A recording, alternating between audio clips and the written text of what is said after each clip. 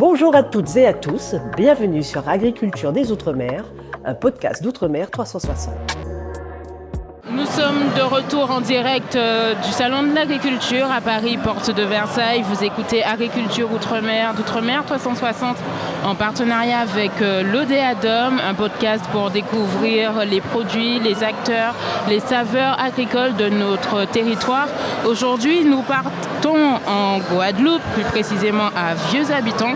Nous accueillons Monsieur Marc Parturo. Bonjour. Bonjour. Vous êtes le fondateur de la maison La Fumée, qui produit des rhums épicés. Alors parlez-nous de votre de Maison La Fumée. Alors Maison La Fumée, c'est une structure familiale qui a été montée en 2020, juste avant le Covid.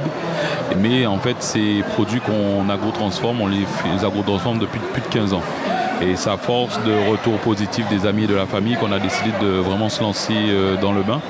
Et en 2020, en novembre 2020 plus précisément, on s'est dit on lance le projet Maison La Fumée. Donc Maison La Fumée, c'est aussi l'idée d'un papy qui rassemblait ses enfants, ses petits-enfants le week-end pour faire des grillades. Et mon papy était mon parrain. Donc du coup, il m'a appris à griller, boucaner et fumer. Et surtout à saler de la viande.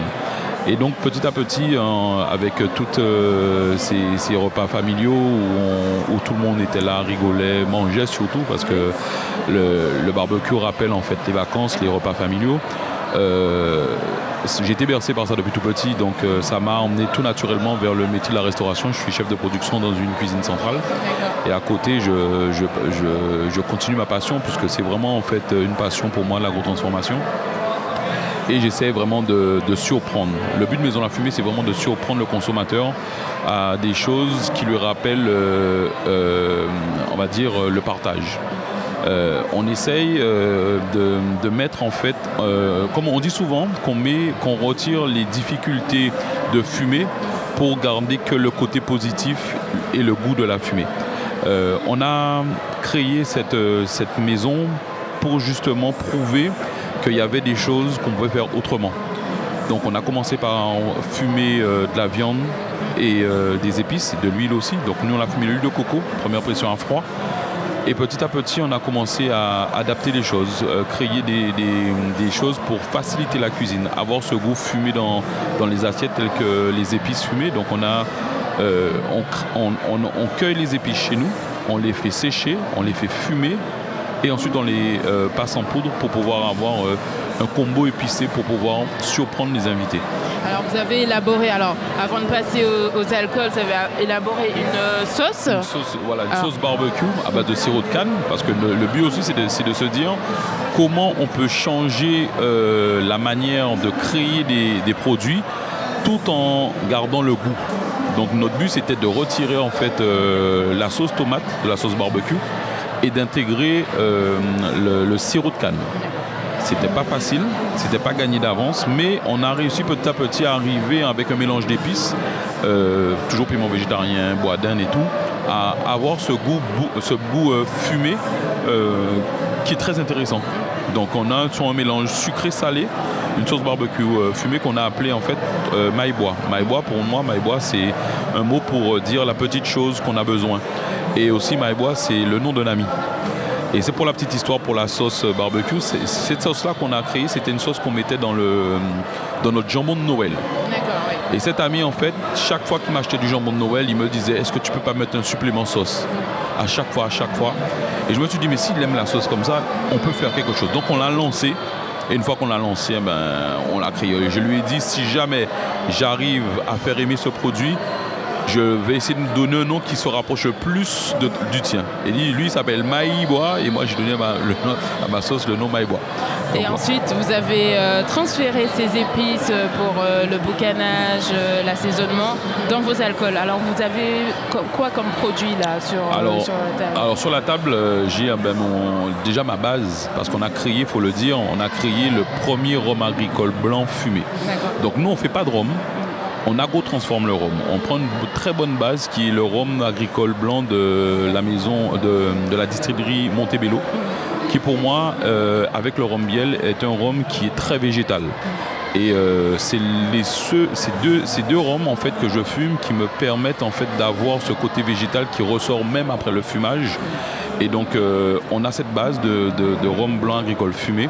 Et ensuite on a décliné les choses. Parce que pour la petite histoire, avant de faire des liqueurs fumées, je faisais du jus fumé. D'accord. J'étais le seul à aimer. Et je me suis dit, si vous n'aimez pas le jus fumé, vous allez l'aimer dans l'alcool.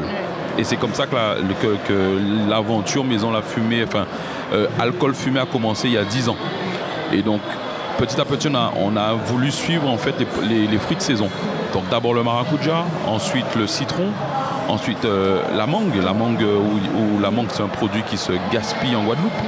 On a décidé de vraiment le mettre en bouteille pour faire vraiment quelque chose de différent avec. Et on constate que depuis 2020, les produits plaisent. Donc petit à petit, on amène en fait les gens à goûter des choses de manière différente. Mais je m'amuse à dire que c'est la seule boisson qui donne 2 émotions. Réellement, c'est le cerveau qui contrôle tout. Parce que vous savez, quand vous goûtez une nouvelle saveur, le cerveau, qu'est-ce qu'il fait? Il essaie de faire les correspondances dans la tête.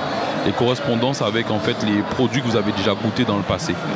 Et pour le fumer, souvent les gens me demandent aux Antilles, est-ce que j'ai pas mis de l'aransor dedans ou du jambon de Noël? Alors non, c'est simplement que le produit que je leur propose leur rappelle ce goût qui est ancré en fait dans leur tête. Et une fois que le cerveau il a identifié que c'est pas ça, il enregistre et il passe tout de suite au deuxième goût le plus fort. Donc quand nous on dit notre boisson se découvre en 2 temps. Première gorgée fumée, deuxième gorgée fruitée, c'est pas pour rien. C'est ce qu'il faut juste donner le temps au cerveau d'analyser en fait le produit. Et c'est pour ça qu'on aime dire que notre boisson amène 2 émotions. Alors sans dévoiler vos recettes, on va vous demander comment vous fumez vos boissons. Quelle est l'épice phare pour vous pour faire un bon rhum La Fumée, Maison La Fumée? Alors en fait, vous savez, tous les palais sont différents. Mais pour moi, la liqueur qui met tout le monde d'accord, c'est la liqueur de maracuja. Pour la petite histoire aussi, tous mes produits ont une histoire. La liqueur maracuja, c'est ma femme qui l'a créée. Parce qu'en 2021, j'ai eu le Covid, j'étais gravement malade. Je me suis retrouvé à l'hôpital, dans le coma et tout. Et après ma période difficile du Covid, je ne pouvais pas goûter l'alcool. Donc, mais je voulais continuer à progresser dans mes recettes. Donc c'est ma femme qui a créé notre premier rhum. Best-seller. Mon premier best-seller, c'est Le Regret, on l'appelait Le Regret. Et je faisais les recettes, je ne goûtais pas, je lui mettais 10 shots différents le soir quand je sortais du travail, et elle les goûtait, la malheureuse. Et jusqu'à temps, elle me dit c'est bon, tu touches plus à rien. Et depuis, on arrive à avoir des médailles dessus à Londres, au Salon de l'Agriculture, en Allemagne et tout, donc c'est plaisant. Alors je crois que c'est l'année dernière, vous avez reçu la médaille d'or sur le citron vert vanille. D'accord. Et la médaille d'argent sur le passion fumé.